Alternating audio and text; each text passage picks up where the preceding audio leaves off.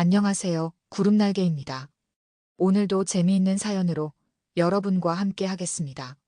그럼 시작합니다. 뱃속에 당신 손주가 있어요. 말하면 아들이 절 버릴까요? 아니면 당신을 버릴까요? 차가운 카페 테이블 너머로 들려온 말에 김영호의 얼굴이 하얗게 변했다. 떡방앗간에서 평생 쌀가루 맞으며 살아온 거친 손이 덜덜 떨렸다.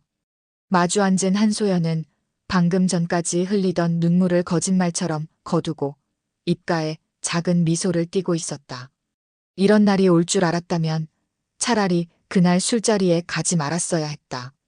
아니, 그보다 더 전에 아들 준서가 아버지, 제 여자친구 소개할게요라고 했을 때 단호히 막았어야 했다. 정갈한 소연의 첫인상 뒤에 숨겨진 정체를 알아차렸더라면 인생의 쓴맛을 다 봤다고 생각했던 60이 넘은 떡집 아저씨에게 이제 와서 인생 최대의 위기가 찾아왔다. 25년 전 일이었다. 영호 씨, 내가 먼저 갈게. 준서만큼은 잘 키워줘. 약속해. 아내가 마지막으로 남긴 말이었다. 폐암 말기, 병원비는 나날이 불어나는데 떡집 매출은 신통치 않았다. 창밖으로 내리는 봄비를 바라보며 영호는 3년 전 어린이날 준서와 함께 찍은 사진을 꺼내 들었다. 5살 아들의 웃는 얼굴이 마음을 후벼 팠다. 아버지, 이제 둘이 살아야겠네. 시장 한쪽에 자리 잡은 영호의 떡집 행복떡방은 시장 사람들의 위로 속에서도 위태롭게 버텼다. 아침에 일어나 떡 반죽하고 방앗간 돌리고 판매하고 밤에는 유치원 다니는 아들 숙제 봐주는 일상. 힘들어도 웃으며 하루하루를 버텼다. 아버지, 떡 만드는 거 도와드릴게요. 준서가 초등학교에 입학하면서 아버지 일을 돕기 시작했다.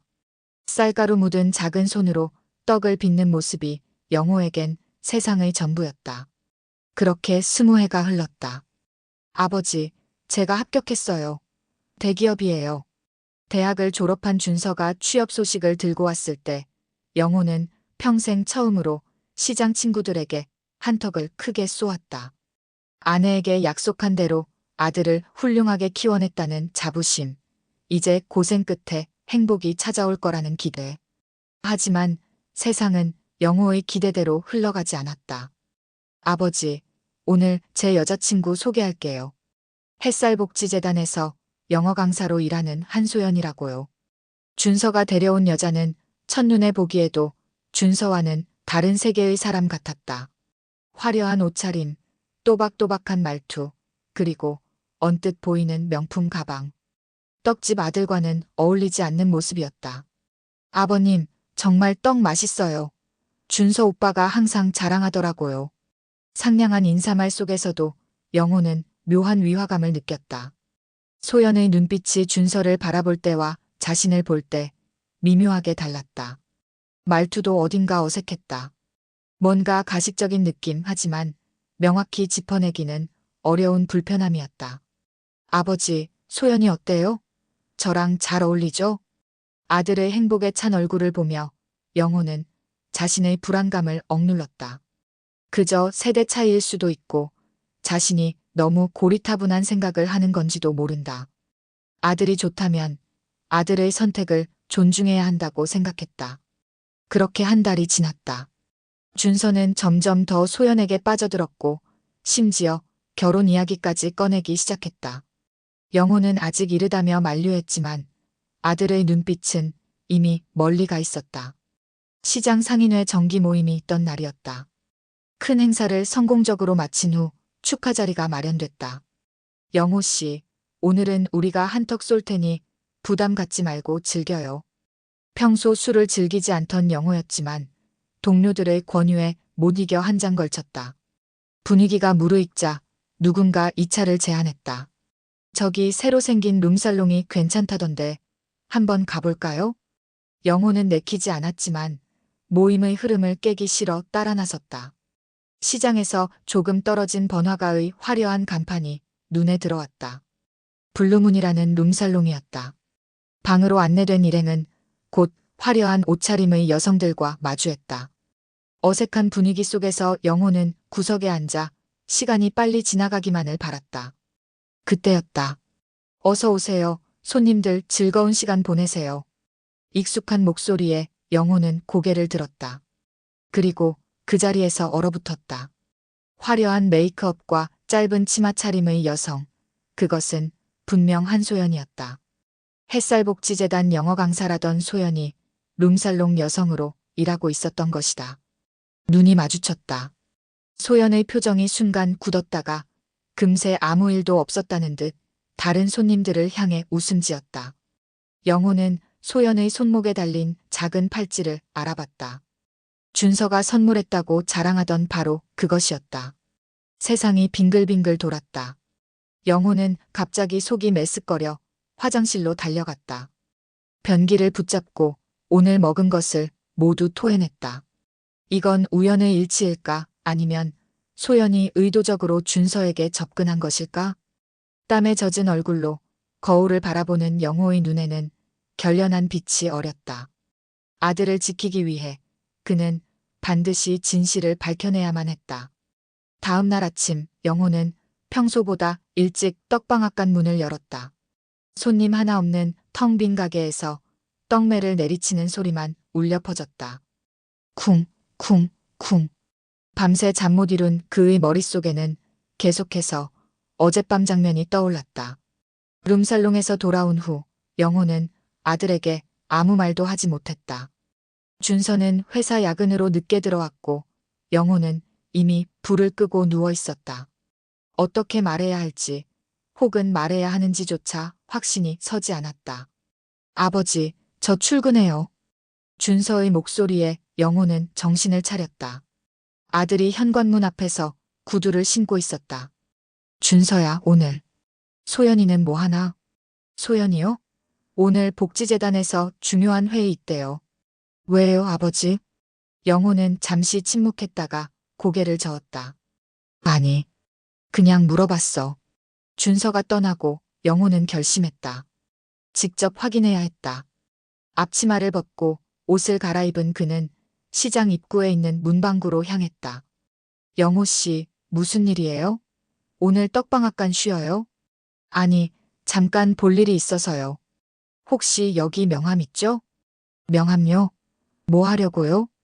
그냥 일이 있어서요. 영호는 김영호 투자 컨설턴트라고 적힌 가짜 명함을 만들었다. 그리고 중고 양복점에 들러 오래된 정장 한 벌을 구입했다. 떡방앗간을 닫고 나가는 건 20여 년 만에 처음이었다. 햇살복지재단은 강남 한복판에 있었다. 영호는 재단 건물 앞 카페에 자리 잡고 기다렸다. 시계는 11시를 가리키고 있었다. 소연이 말한 중요한 회의 시간이었다. 1시간이 지나도 소연은 나타나지 않았다. 영호는 용기를 내 재단 리셉션에 다가갔다. 안녕하세요. 혹시 한소연 선생님 계신가요? 한소연이요? 그런 분은 저희 재단에 안 계신데요. 심장이 쿵 내려앉았다. 영호는 손바닥에 땀이 배어나오는 것을 느꼈다. 영어 강사로 일하시는. 저희 재단은 영어 강사가 없습니다. 혹시 다른 재단과 혼동하신 건 아닐까요? 영호는 무거운 발걸음으로 카페로 돌아왔다. 의심은 점점 확신으로 바뀌어가고 있었다. 소연은 준서에게 거짓말을 하고 있었다. 하지만 그 목적이 무엇인지는 아직 알 수 없었다. 오후 내내 영호는 건물 앞에서 기다렸다. 소연이 어디서 나타날지 모르니 시선을 놓칠 수 없었다. 마침내 오후 4시경 익숙한 실루엣이 거리 건너편에서 나타났다. 소연이었다. 영호는 재빨리 모자를 눌러 쓰고 소연을 미행했다. 그녀는 복지재단과는 반대 방향으로 걸어갔다. 20분쯤 걸었을까? 소연은 한 오피스텔 건물로 들어갔다. 영호도 뒤따라 들어가 로비에서 지켜봤다. 소연은 엘리베이터를 타고 12층으로 올라갔다. 영호는 안내데스크에 접근했다. 실례합니다. 12층에 무슨 사무실이 있나요? 12층은 골드스타 투자라는 회사가 있습니다. 투자회사? 영호는 고개를 갸웃했다. 이번엔 소연이 투자회사에서 일하는 것일까? 의문을 품고 잠시 기다리던 영호는 소연이 다시 내려오는 것을 보았다. 그녀는 이번엔 다른 방향으로 걸어갔고 영호는 계속 뒤를 밟았다. 놀랍게도 소연의 행선지는 어젯밤 그 룸살롱 블루문이었다. 영호는 거리 건너편에서 소연이 직원 통로로 들어가는 것을 지켜봤다. 이제는 의심의 여지가 없었다. 소연은 룸살롱 여성이었고 준서에게는 복지재단 영어 강사라는 거짓말을 하고 있었다. 하지만 왜? 준서는 일반 직장인일 뿐 큰 재산이 있는 것도 아니었다. 소연이 준서에게 접근한 이유가 뭐였을까? 영호는 집으로 돌아가는 대신 시장 친구인 박상철을 찾았다. 상철은 과거 형사로 일했던 경험이 있었다. 상철 씨, 좀 도와줘야겠어. 무슨 일인데, 영호? 우리 준서가 이상한 여자를 만나고 있어. 영호는 자초지종을 설명했다. 상철은 심각한 표정으로 고개를 끄덕였다. 내가 알아볼게. 그 여자 이름이 뭐라고? 한소연. 30살 정도로 보여. 이틀 후 상철이 찾아왔다. 그의 표정은 어두웠다. 영호야, 그 여자 전적이 있어. 투자 사기로 신고된 적이 있고 유흥업소 전력도 있어. 특히 골드스타 투자라는 회사는 주의해야 해.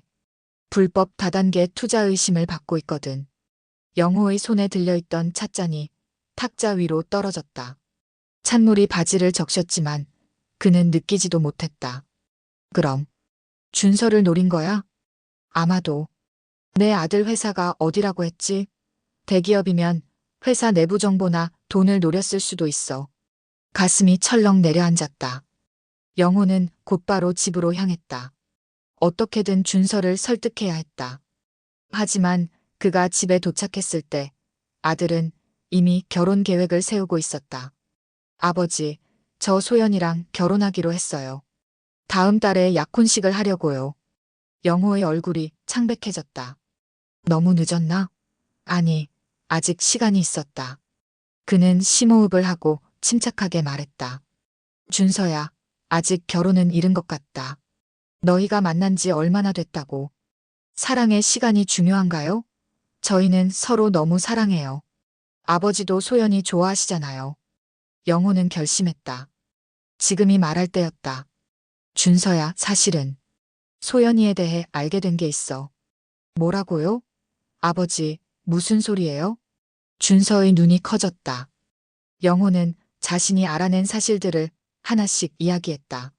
소연이 복지재단에 다니지 않는다는 것, 룸살롱에서 일하는 모습을 봤다는 것, 투자 사기 전력이 있다는 것까지. 거짓말이에요. 아버지가 소연이를 오해하고 있는 거예요. 준서의 목소리가 높아졌다. 평소 온순하던 아들의 돌변한 모습에 영호는 충격을 받았다. 내가 직접 봤어, 준서야. 어젯밤에 상인회 사람들이랑 룸살롱에 갔는데 아버지가 무슨 룸살롱을 다녀요? 소연이를 모함하려고 이런 말도 안 되는 소리를. 준서는 벌떡 일어나 방으로 들어가 문을 쾅 닫았다. 영호는 한숨을 내쉬며 소파에 주저앉았다. 이렇게 될 줄 알았다. 아들은 이미 소연에게 깊이 빠져 있었다. 다음 날 아침 준서는 출근하면서 한마디 말도 건네지 않았다. 영호는 걱정스러운 마음으로 떡방앗간으로 향했다.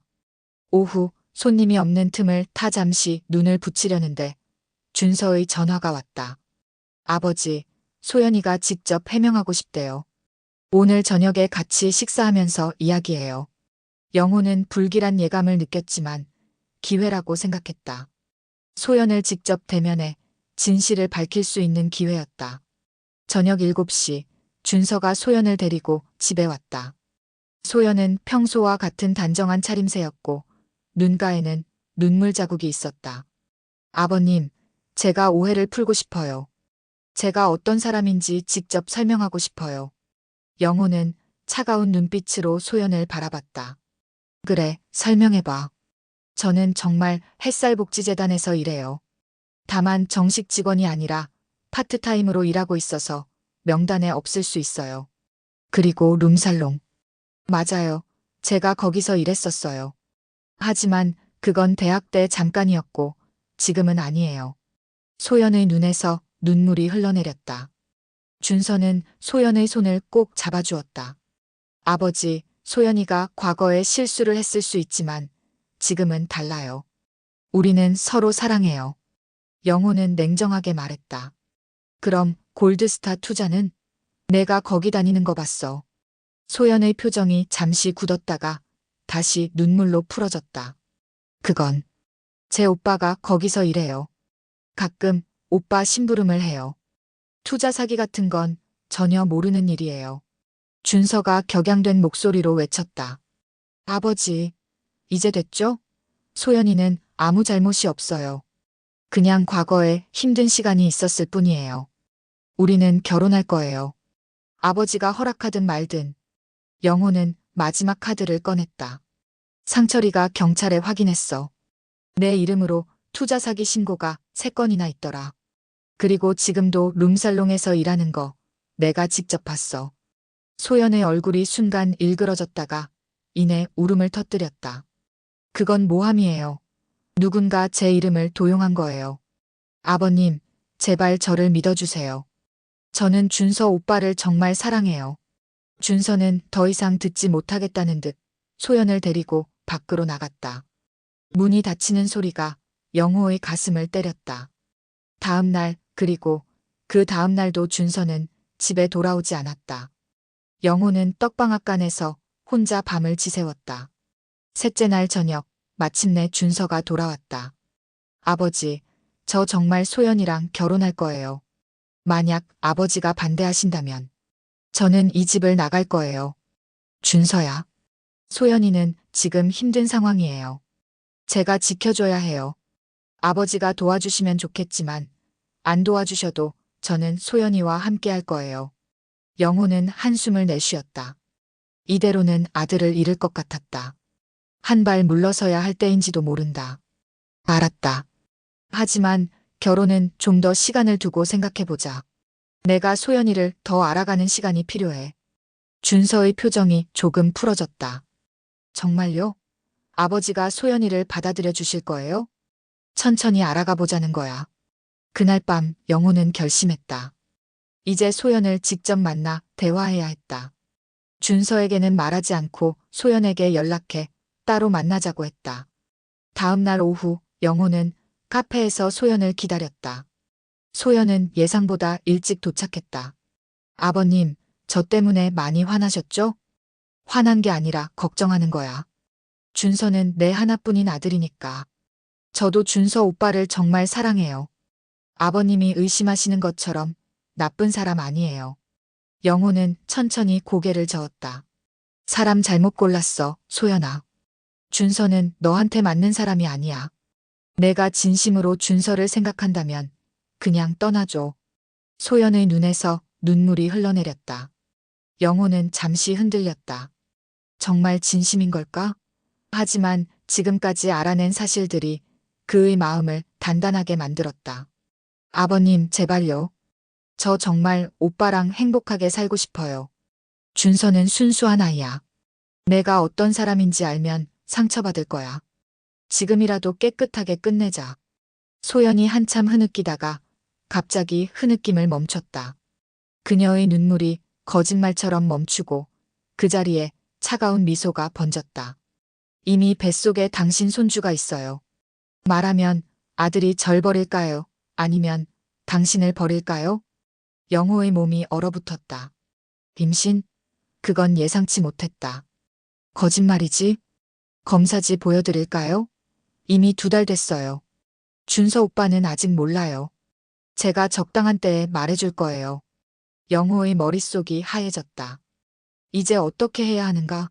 소연의 정체를 준서에게 알려도 아이 때문에 준서는 소연을 선택할 것이다. 영호는 자신이 패배했음을 느꼈다. 얼마면 돼? 네. 돈. 얼마나 필요해서 이러는 거야? 소연이 가볍게 웃었다. 오해하지 마세요. 전 돈 때문에 이러는 게 아니에요. 준서 오빠가 필요해요. 회사 정보도 그리고 신뢰할 수 있는 이름도요.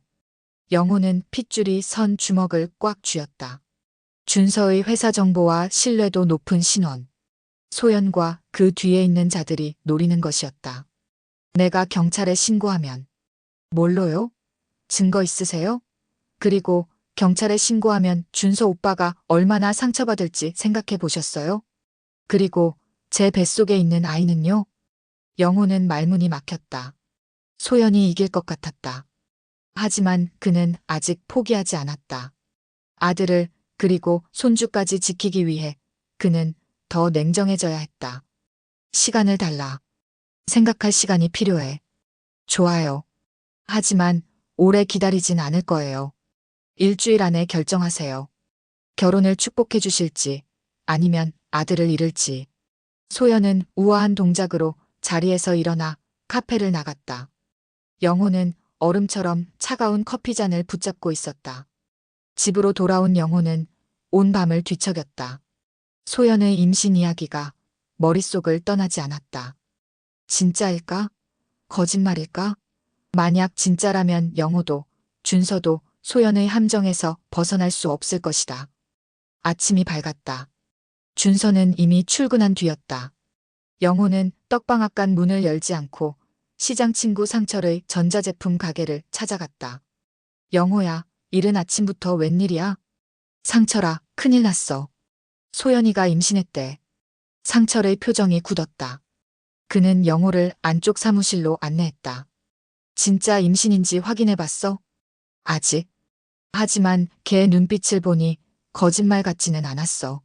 그래도 확인은 해봐야지.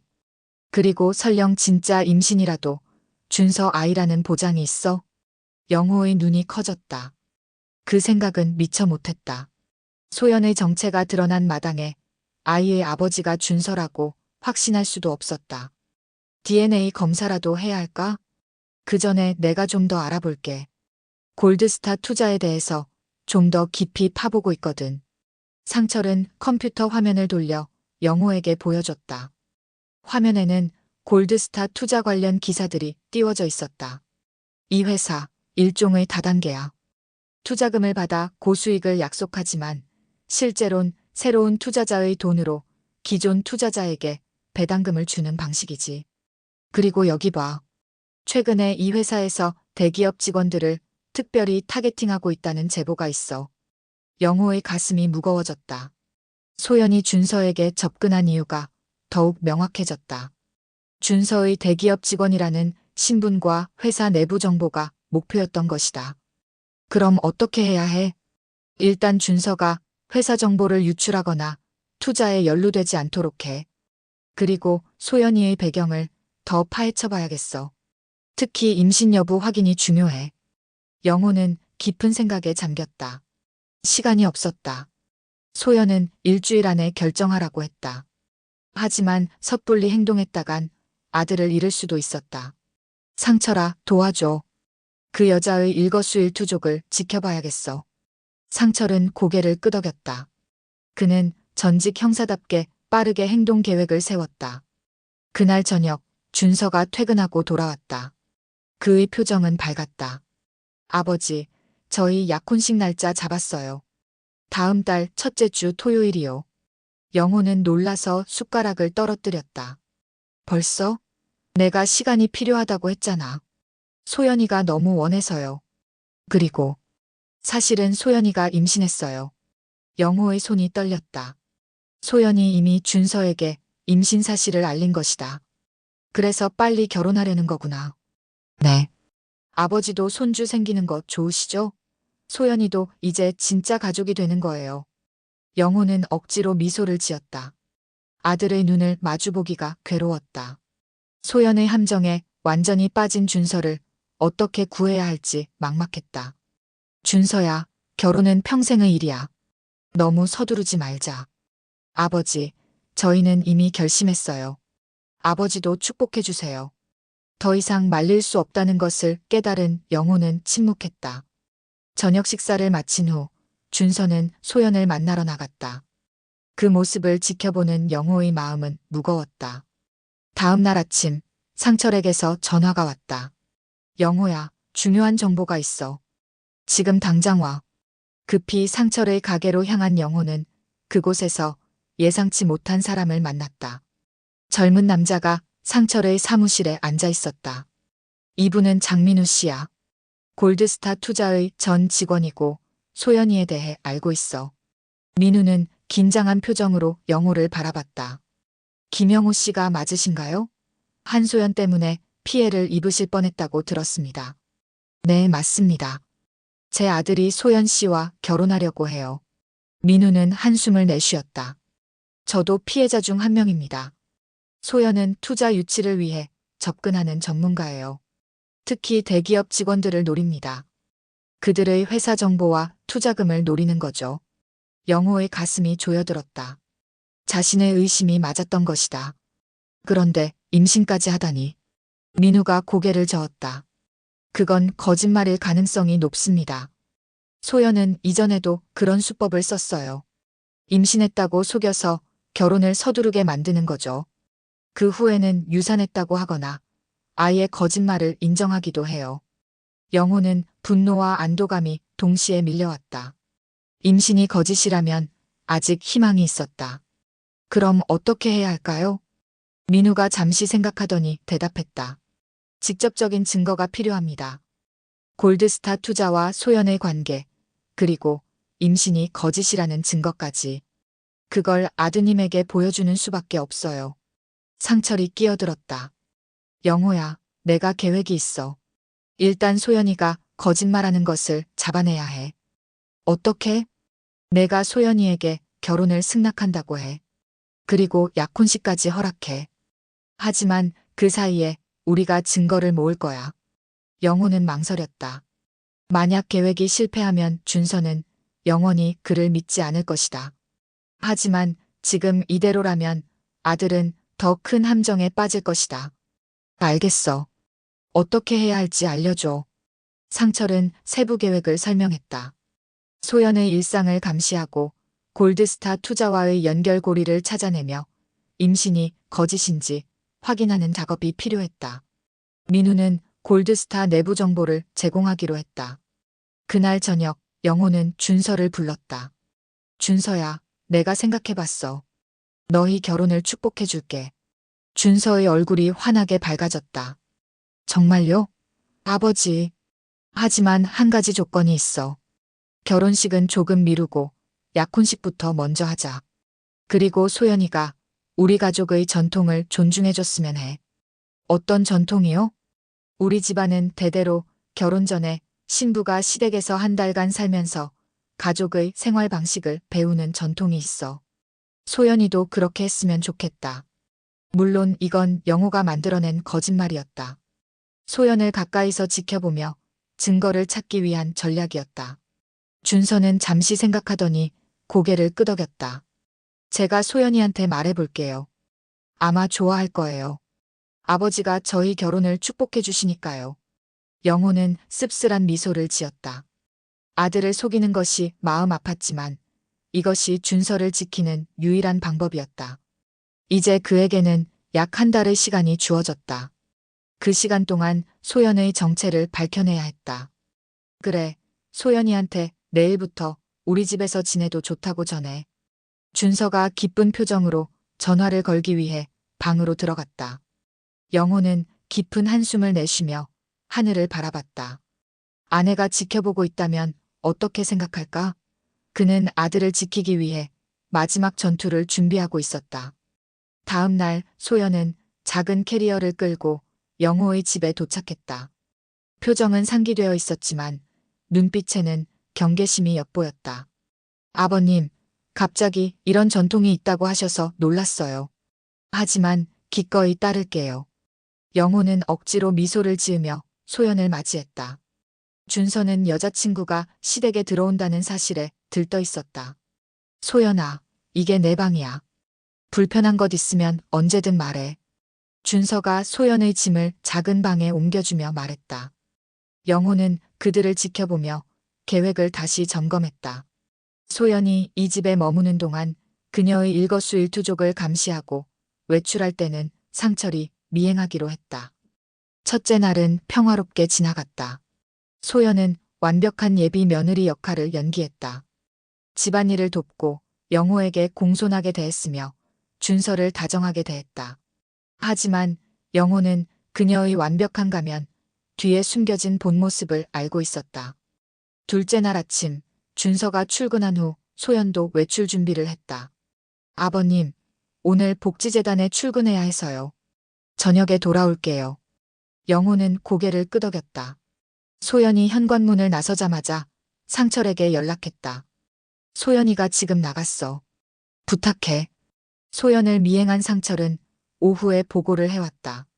소연은 복지재단이 아닌 골드스타 투자 사무실로 향했고 그곳에서 몇 시간을 보냈다. 그리고 오후에는 병원에 들렀다. 병원? 응, 산부인과야. 아마 임신검사나 진료를 받은 것 같아. 영호의 가슴이 조여들었다. 혹시 임신이 진짜일까? 그렇다면 상황은 더욱 복잡해질 것이다. 셋째 날 저녁, 준서는 회사 회식이 있다며 늦게 들어오겠다고 했다. 영호와 소연은 단둘이 저녁을 먹게 되었다. 아버님, 제가 특별히 요리했어요. 드셔보세요. 소연이 정성스럽게 차린 식탁 앞에서 영호는 경계를 늦추지 않았다. 둘이 마주 앉은 이 기회에 몇 가지 물어볼 생각이었다. 소연아, 너 정말 임신한 거 맞니? 소연의 표정이 순간 굳었다가 부드러워졌다. 네, 2달 됐어요. 아직 초기라 조심하고 있어요. 그런데 어제 병원에 갔다면서? 무슨 일 있었어? 소연의 눈이 커졌다. 어떻게 하셔도? 아, 혹시 따라오셨어요? 영호는 침착하게 대답했다. 아니, 우연히 지나가다 봤어. 혹시 아기에 문제라도 있니? 소연은 잠시 망설이다 대답했다. 아니에요. 그냥 정기 검진이었어요. 의사 선생님이 모든 게 정상이라고 하셨어요. 영호는 고개를 끄덕였지만 그녀의 말을 믿지 않았다. 식사를 마치고 설거지를 하는 소연의 휴대폰이 울렸다. 소연은 급히 손을 닦고 전화를 받으러 방으로 들어갔다. 영호는 조용히 소연의 방 문 앞에 서서 귀를 기울였다. 네, 사장님. 네, 다 잘 되고 있어요.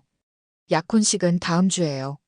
네, 준서 오빠도 의심 없이 믿고 있어요. 회사 정보요? 아직이요. 조금 더 시간이 필요해요. 영호는 주먹을 꽉 쥐었다. 소연의 대화 내용은 그의 의심을 확인시켜 주었다. 이제 확실한 증거를 찾아야 했다. 넷째 날 영호는 상철과 민우를 떡방앗간에서 만났다. 임신은 진짜인 것 같아. 병원에 다녀왔고 어제 통화 내용도 들었어. 민우가 고개를 저었다. 그래도 확인이 필요합니다. 소연이 다니는 병원을 알아내서 직접 물어봐야 해요. 상철이 끼어들었다. 그건 내가 해볼게. 그보다 더 중요한 건 골드스타 투자와 소연의 관계를 증명하는 거야. 준서가 그걸 봐야 깨달을 수 있을 거야. 그들은 구체적인 계획을 세웠다. 소연의 휴대폰이나 노트북에서 증거를 찾아내야 했다. 그리고 약혼식 날 모든 증거를 준비해 진실을 밝히기로 했다. 그날 밤 준서가 회사에서 중요한 프로젝트를 맡게 되었다며 기뻐했다. 소연은 그런 준서를 다정하게 축하해 주었다. 영호는 불길한 예감을 느꼈다. 어떤 프로젝트인데? 아버지한테는 말해도 되겠지? 우리 회사 신제품 개발 관련 보안 프로젝트예요. 중요한 데이터를 다루게 됐어요. 소연의 눈이 반짝였다. 영호는 심장이 쿵 내려앉는 것을 느꼈다. 소연의 계획이 점점 구체화되고 있었다. 5째 날 소연이 샤워하는 사이 영호는 그녀의 방에 몰래 들어갔다. 침대 옆 테이블 위에 놓인 노트북이 눈에 들어왔다. 잠금 화면이 떠 있었지만 상철이 알려준 방법대로 USB를 꽂아 우회 접속을 시도했다. 성공했다.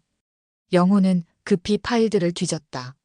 그리고 마침내 골드스타 플랜이라는 폴더를 발견했다.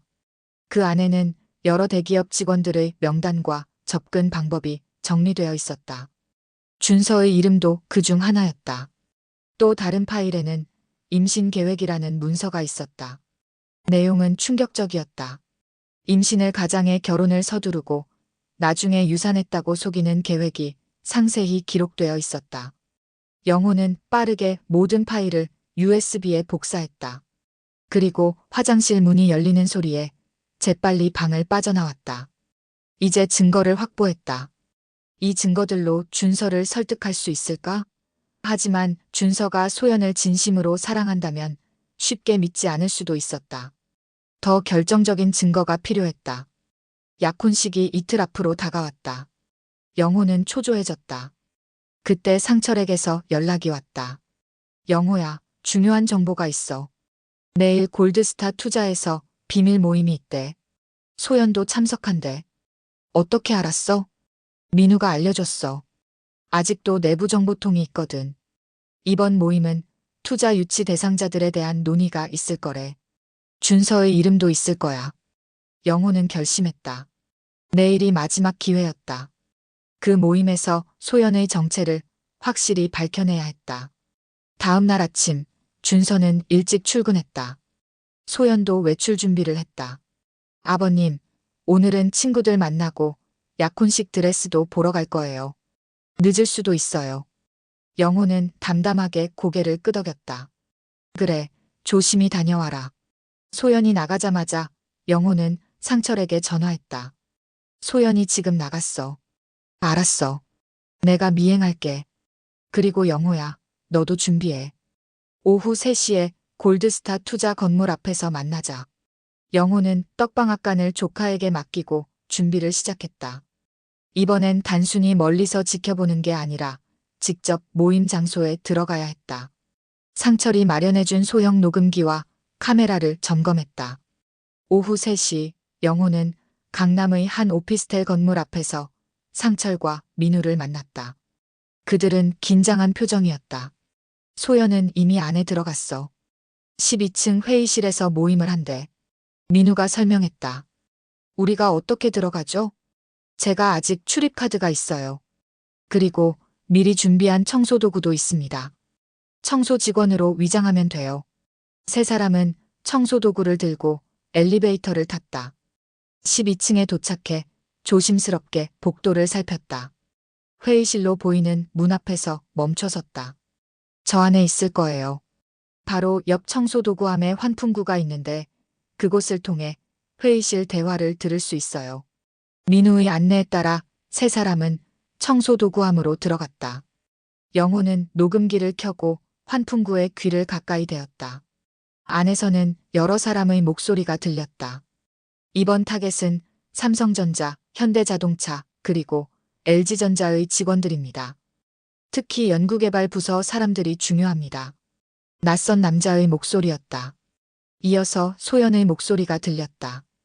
저는 대기업 S사의 준서를 이미 확보했습니다. 다음 주 약혼식이고 한 달 안에 결혼할 예정입니다. 그가 맡은 프로젝트 정보도 곧 입수할 수 있을 거예요. 영호의 심장이 격렬하게 뛰었다. 직접 소연의 입에서 나온 말이었다. 증거를 잡은 것이다. 임신은 어떻게 됐지? 다른 남자의 목소리가 물었다. 거짓말이에요. 하지만 그는 완전히 믿고 있어요. 결혼 후에 유산했다고 하면 돼요. 소연의 차가운 대답에 영호는 주먹을 꽉 쥐었다. 아들을 갖고 놀다니 용서할 수 없었다. 그런데 시아버지가 좀 의심이 많아요. 조심해야 해요. 문제없어. 이미 충분히 접근했잖아. 약혼식만 끝나면 준서는 완전히 내 것이야. 그리고 그의 회사 정보도. 대화는 계속되었다.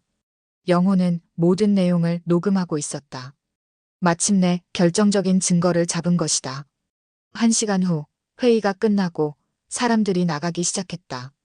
영호와 상철, 민우는 재빨리 청소도구함에서 빠져나와 비상계단으로 향했다. 이제 증거는 충분해.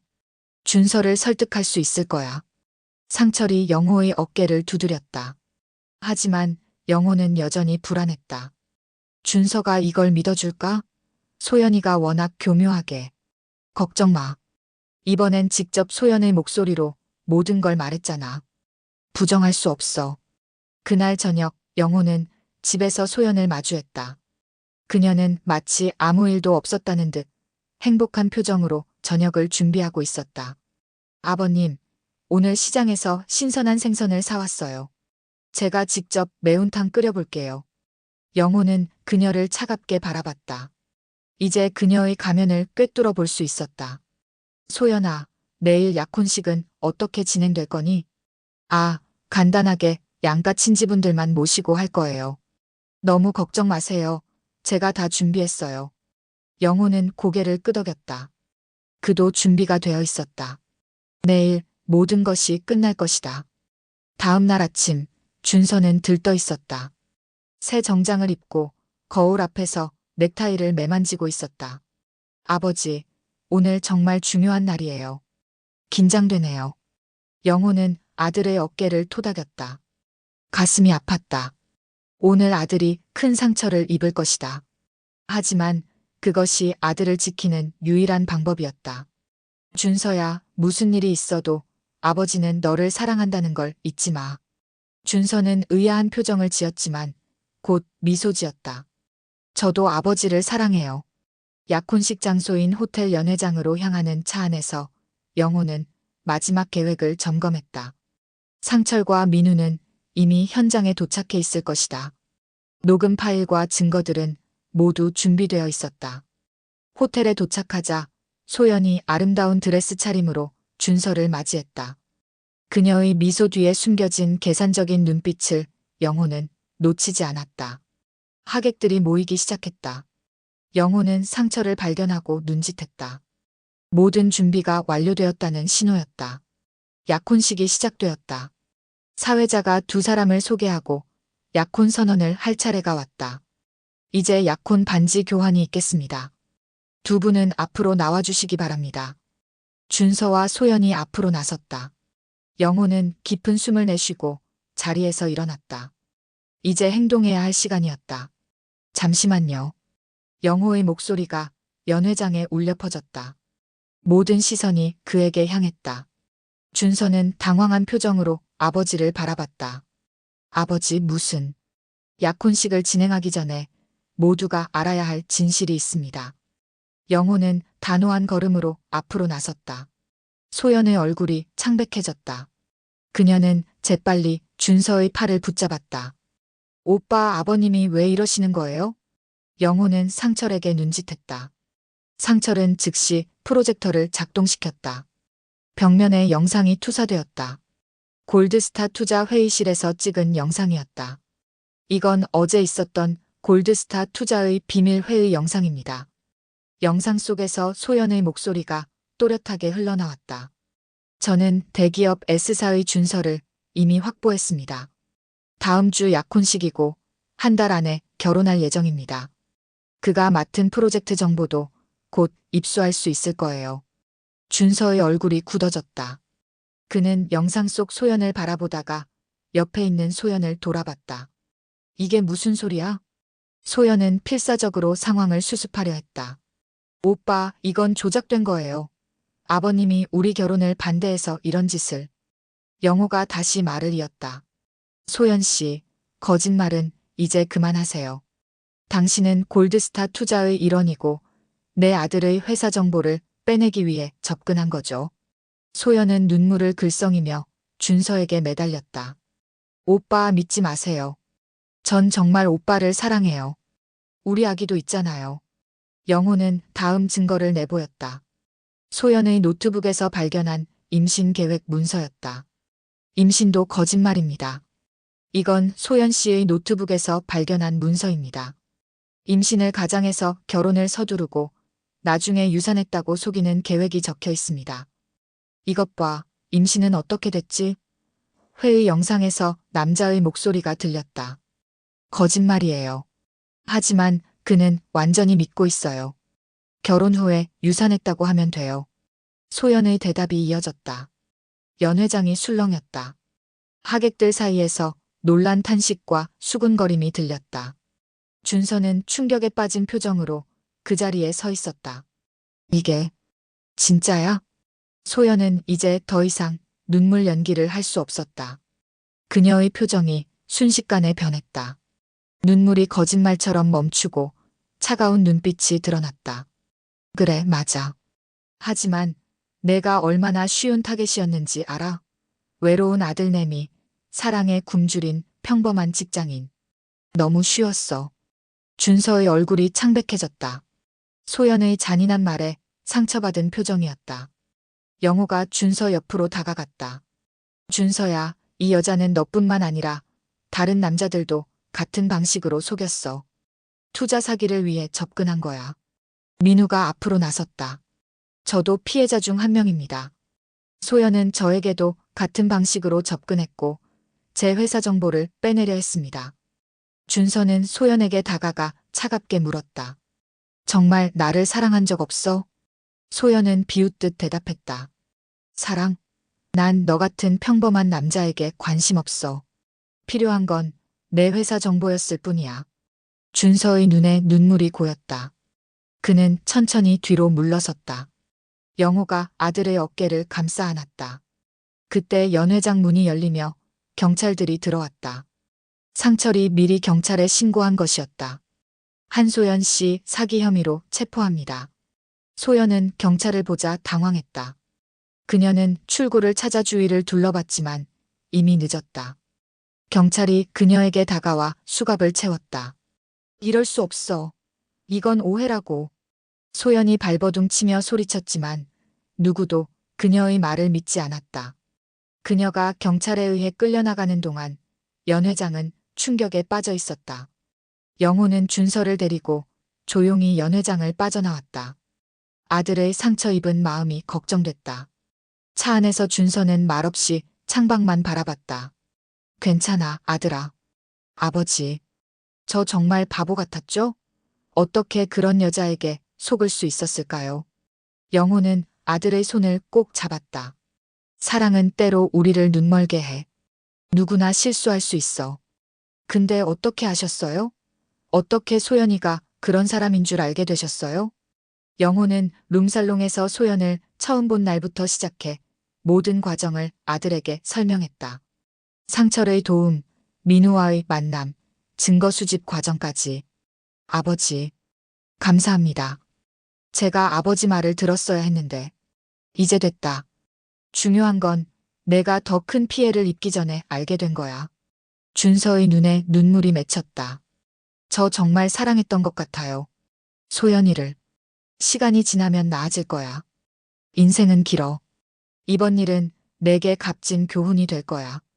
집에 도착한 두 사람은 조용히 거실에 앉았다. 약혼식장에서 가져온 소주 한 병을 영호가 따랐다. 아버지, 처음으로 제가 소주 한 잔 따라 드릴게요. 준서가 영호에게 소주잔을 건넸다. 영호는 아들의 잔에도 소주를 따라 주었다. 아버지, 건배사 한번 해주세요. 영호는 잔을 들었다. 사람은 겪어봐야 철든다. 두 사람은 잔을 부딪히고 소주를 단숨에 마셨다. 쓰디쓴 맛이 목구멍을 타고 내려갔다. 마치 오늘의 상처처럼. 3개월이 지났다. 가을에서 겨울로 넘어가는 시장 골목은 분주했다. 행복 떡방에도 명절 떡 주문이 밀려들기 시작했다. 영호는 쉴 새 없이 떡매를 내리치며 땀을 흘렸다. 아버지, 제가 할게요. 좀 쉬세요. 준서가 앞치마를 두르고 다가왔다. 약혼식 사건 이후 준서는 회사를 그만두고 아버지의 떡방앗간을 돕기 시작했다. 처음에는 잠시 마음을 추스르기 위해서라고 했지만 어느덧 떡 만드는 일에 재미를 붙이고 있었다. 괜찮아. 너는 포장하는 거 도와. 준서는 고개를 끄덕이고 떡을 포장하기 시작했다. 그의 얼굴에 이제 미소가 돌아왔다. 소연 사건으로 한동안 웃지 못했던 아들이 조금씩 회복되는 모습을 보는 것이 영호에게는 가장 큰 위로였다.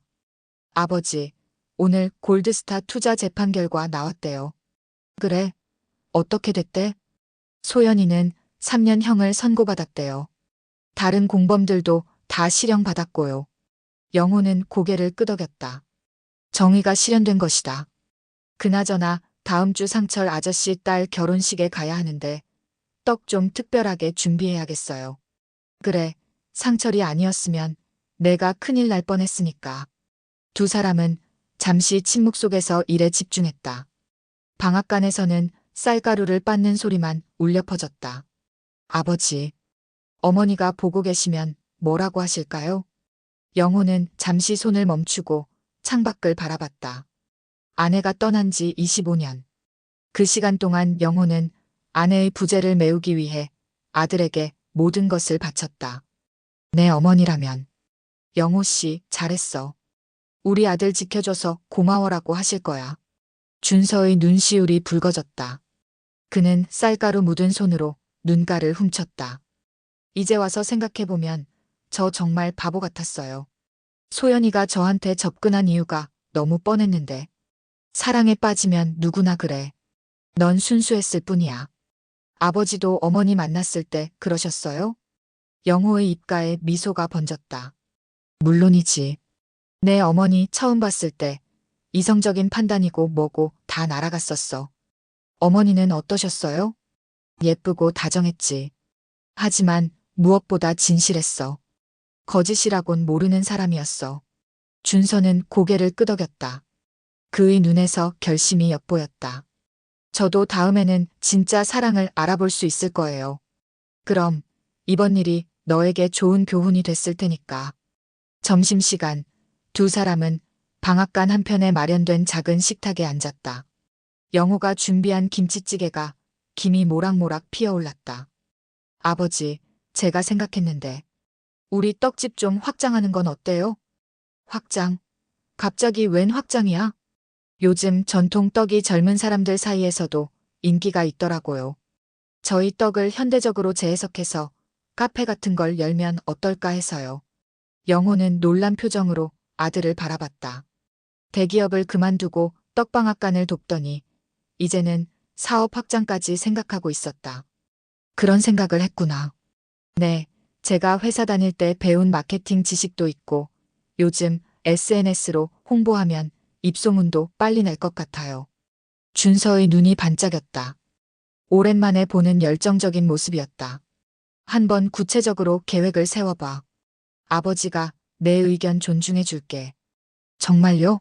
감사합니다, 아버지. 영호는 아들의 모습을 보며 가슴이 따뜻해졌다.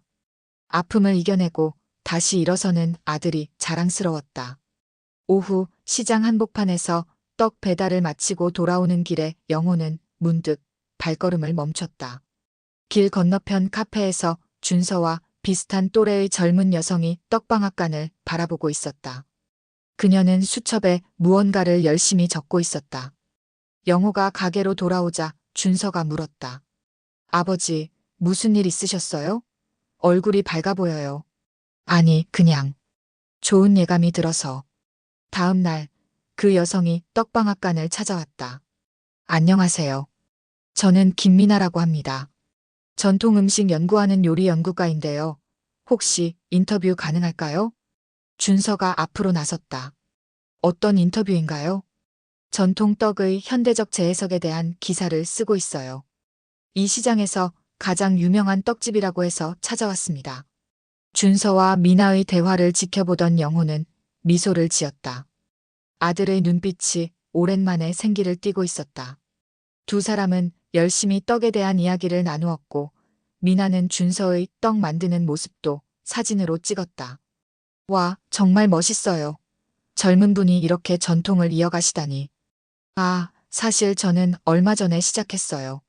진짜 장인은 제 아버지세요. 준서가 영호를 가리켰다. 미나는 영호에게도 공손히 인사했다. 인터뷰를 마치고 미나가 떠날 때 준서는 특별히 포장한 떡을 선물했다. 다음에 또 오세요. 새로운 떡 메뉴도 개발 중이거든요. 정말요? 꼭 다시 올게요. 미나가 떠난 후 영호는 아들의 어깨를 토닥였다. 괜찮은 아가씨처럼 보이던데? 아버지, 무슨 말씀을? 준서의 얼굴이 붉어졌다.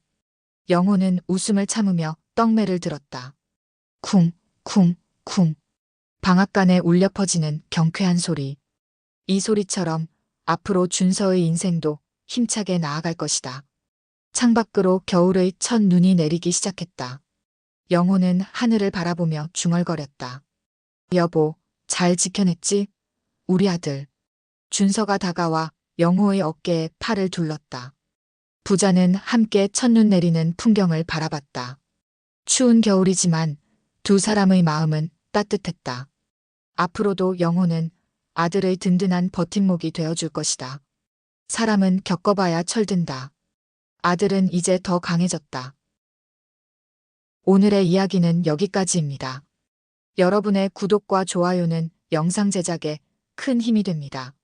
구독과 좋아요 부탁드립니다.